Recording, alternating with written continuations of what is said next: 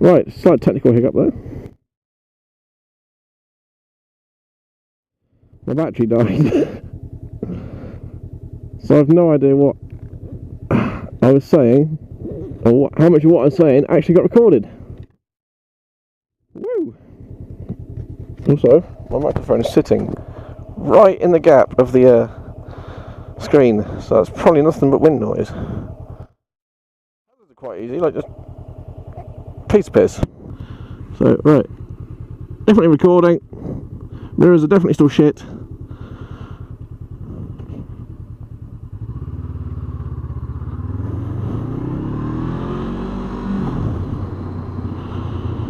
I wouldn't say it's the greatest acceleration, and these tyres are abysmal when you start off. So I'll try and get some red line in a minute if I can. I might get on the main road for that, but it's so quiet. That's the problem with a lot of these bikes these days, they're really quiet. So if you bought this, I'd recommend just, whether you finance it or PCP it, or you know, you actually have the money for it, chuck in an exhaust. It needs one really badly. And I mean really badly. It's a fairly short bike, so it should be alright for a lot of people. My knees are not really that bent, like I'm not stretching my feet, but I'm not cramped up either. Like I've had a lot worse. It's a good, nice, comfortable seating position.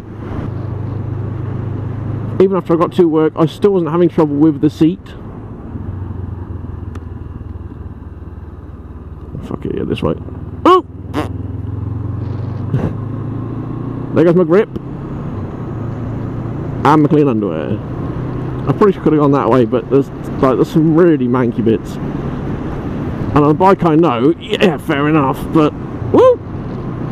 Hello, bird! I don't know this bike well enough to know exactly how it will handle that much shit. Like, look at this down the middle of the road. You get nice, like, when you go. I don't know how much that'll come through because it is really quiet. It's not like my Ducati video or like the Triumph video where you get a lot of noise, which kind of helps, because who doesn't want to hear a bike review with the bike noise in it? But this one is very quiet. Very quiet. Oh shit, I'm trying to flip the fucking horn. I knew it! I'm going to keep doing that, and then I'm going to get back on mine, I'm going to be used to this, and I'm going to fuck that one up. If I was to guess at facts and figures whilst I'm sticking behind these bell ends, I'm going to guess, what's the limit? What are these, 47 horsepower? Maybe 45? Foot-pound of torque, foot-pound of torque. Oh, I'm going to have to say 40, maybe 38. So if I say it's either 45-38 or 47-30, 47-30, 47-40, that's what I'm going to guess. It doesn't weigh a lot. It's very easily pushable, like it feels like a 125. Actually in size as well. Obviously not in power.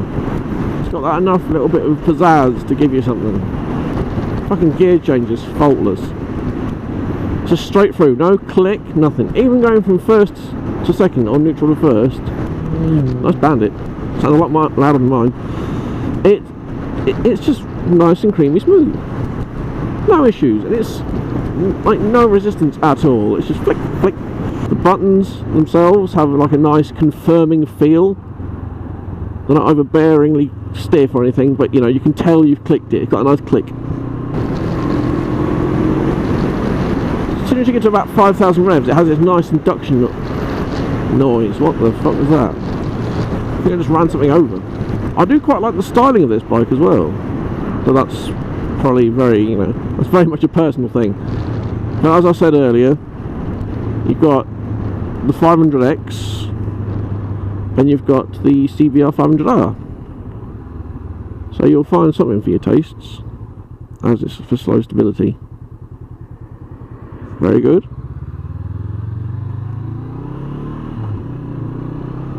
Oh, I'm now running out of petrol. It's not a very large tank, but with the fuel economy I'm getting on it, I could probably see you easily getting probably about 200 miles out of it. Considering it's been sitting quite easily in the 70s, I think it's probably going to be like a 15-16 litre tank.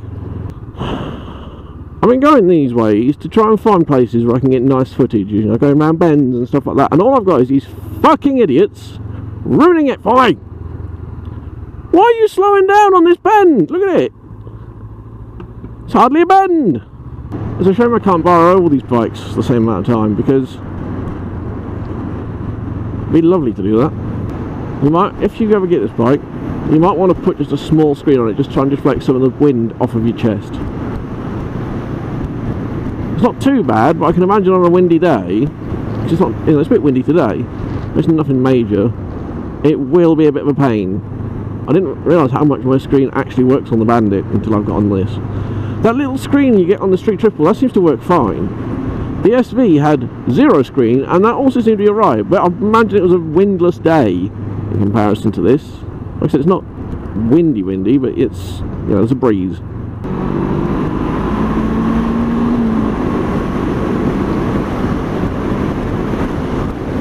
That shock is being overwhelmed again at speed by these cat's eyes, so it's not a good sign. Obviously this isn't a sports bike, you're not expected to go like nuts on it around corners and stuff, but I think with a little bit of adjustment on the front suspension and possibly the rear if it has it, I don't know, I didn't look because I'm a penis, that might help a lot. But on, you know, just general roads, it's fairly well adjusted. So it's really, I better see if there's a toolkit under the seat, because that rear seat's quite high up compared to this one. It looks like there's a fair amount of space underneath it. Don't walk out in front of it, you twat. Or, you know, you're a Forza twat for making shit too quiet, I'm not quite sure which. That front brake is really sharp for a single disc. That is ample for this bike. It's got like no weight to it. So you don't need a lot of force. Give it a quick walk around when I get here. Because who doesn't want to walk around in Morrison's? Not a walk around in Morrison's, but do a walk around at Morrison's. Crikey, that fucking side stands far back. Right.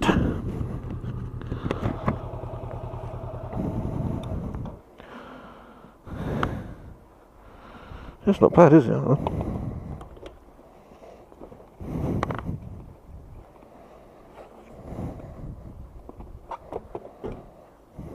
God, look at the room in there.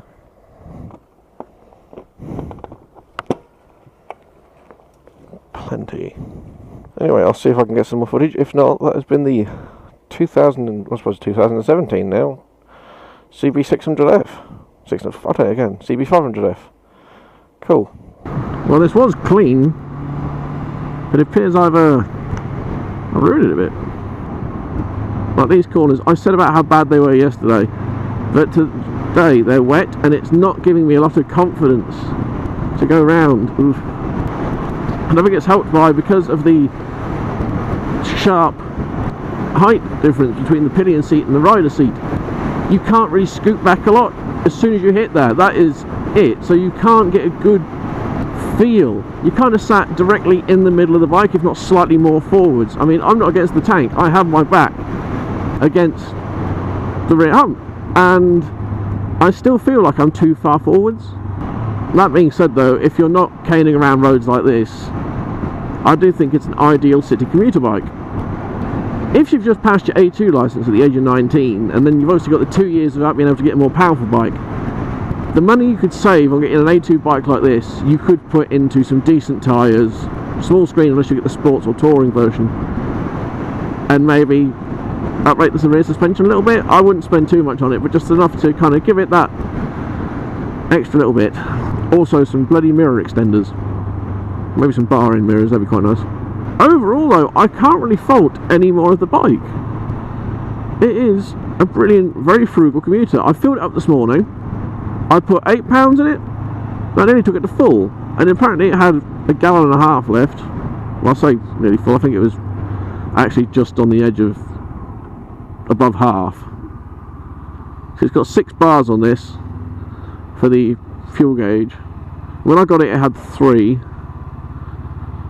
and when I filled it this morning it was on 1, but it was only just on 1, and it had only just gone down from 3 yesterday.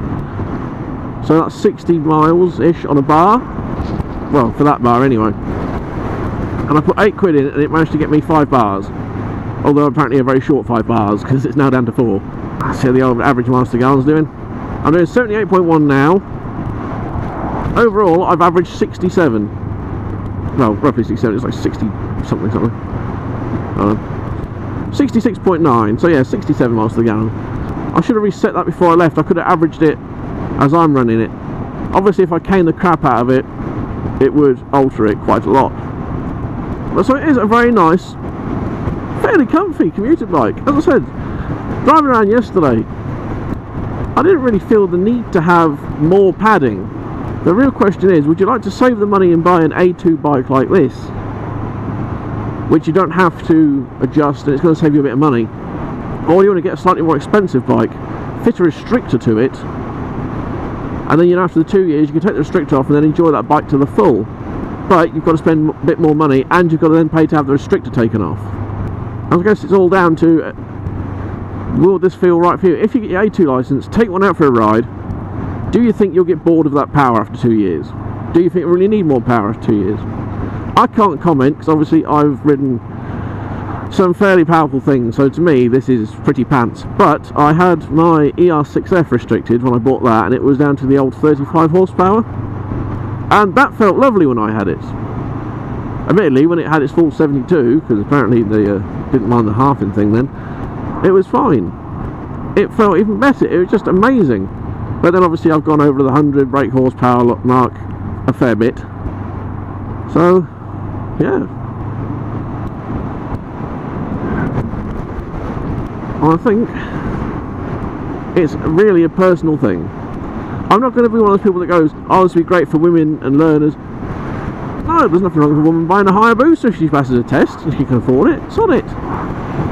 If you are a person who is fairly short, and a person who's fairly new to riding maybe, or you just don't need something with a lot of power, maybe as a first bike and you can have something more fun as a second bike, this would be ideal for you. It's not too bad, I suppose. Yeah. Cool.